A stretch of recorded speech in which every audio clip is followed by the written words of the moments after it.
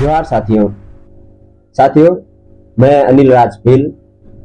साथियों, मेरे YouTube channel Bhil दर्पण में आप सभी का स्वागत है। साथियों, हमारे साथ में कृष्ण राज भील जो भीलों का इतिहासकार है। तो कृष्ण राज भील से आज हम भीलों के इतिहास के बारे में कुछ चर्चा करते हैं। तो चलते हैं कृष्ण राज भील के पास में। जोहार दादा, मेरे YouTube चैनल भील दर्पण में आपका स्वागत है। जोहार। तो दादा, आपने भीलों के बारे में काफी इतिहास लिखे हैं और कुछ गाने भी आपने बनाए हैं भीलों के बारे में।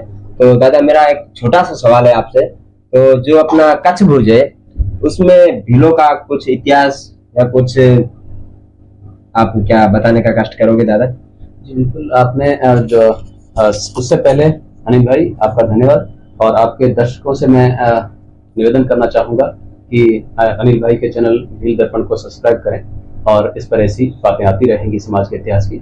अब आपके सवाल का हम जवाब देते हैं। जी दादा। तो जैसे ये आपने पूछा कच्छ और भुज। तो पहले हम कच्छ से ही शुरू करते हैं। जी दादा। तो कच्छ जो है ये गुजरात का क्षेत्र है, गुजरात में आता है। जो कच्छ है, यहाँ पर प्राचीन समय में आदिवासियों का एक कच्छप समुदाय या उसको गोत्र कहें, वो वहां पर रहता था। वो बहुत संख्या में रहता था यहाँ, या ऐसा कहें कि वहां पर कच्छप समुदाय जो था आदिवासियों का, उनका राज था, इसलिए उसको कच्छ कहा गया उस क्षेत्र को। और अब ये कच्छप क्या है?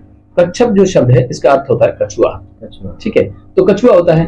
अब जो आदिवासी समुदाय था, जो कछुआ पर निर्भर था या फिर कछुआ टाटेम धारी था, जिनका कछुआ टाटेम था या जो कछुए पर आधारित रहते थे, उनको कच्छप कहा गया।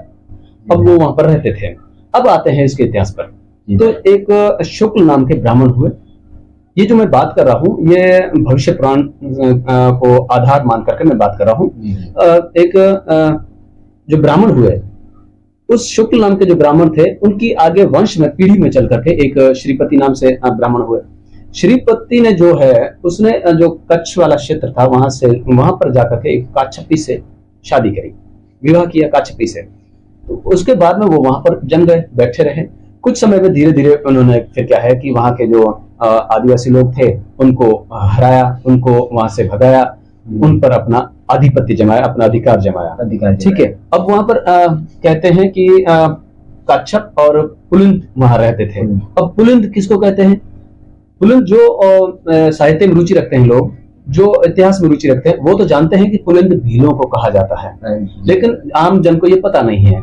आप एक वामन शिवराम आपटे है, उनकी डिक्शनरी है, संक्षिप्त हिंदी अंग्रेजी शब्दकोश, मेरे पास होगी, मैं बता रहा हूँ।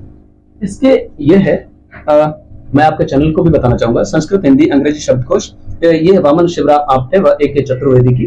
तो इसके जो 390 पेज पर है, इस पर दिया हुआ है 390 पर कि पुलिंद किसको कहा जाता है। मैं आपको ये भी बता देता हूँ 390 पर। ठीक है। अब इसमें आप देख सकते हैं, तो ये पुलिंद, पृष्ठ संख्या 390, और इस पर लिखा हुआ पुलिंद। पुलिंद यानी शब्बर, पुलिंद आप देख रहे होंगे।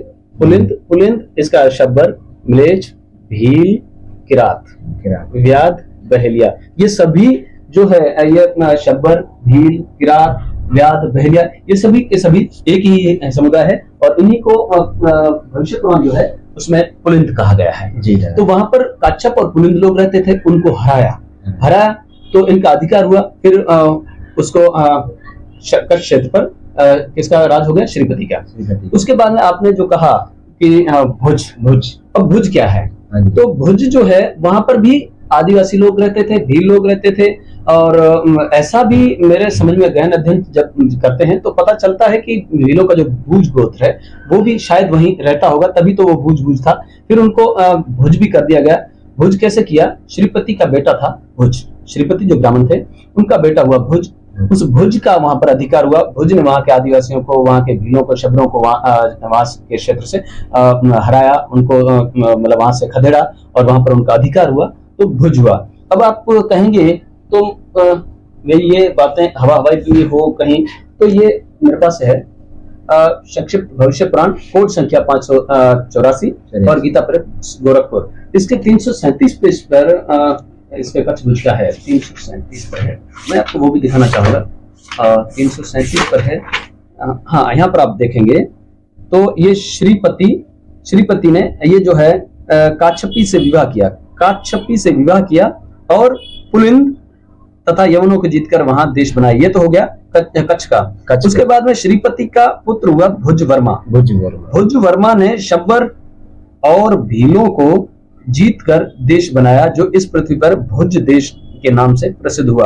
अब ये आपके सामने प्रमाण है कि जो कच्छ और भुज था, यहाँ पर आदिवासी जो लोग हैं, जैसे शब्बर हैं, भील हैं, ये एक ही नाम अलग अलग है उनका। आदिवासियों का काच्छप जो समुदाय है, या फिर जो पुलिंद शब्द है, ये लोग वहां रहते थे। कच्छ और भुज ये सारा का सारा आदिवासी बहुल क्षेत्र था। और फिर इन लोगों ने उनको हरा करके यहाँ पर अपना राज जमाया।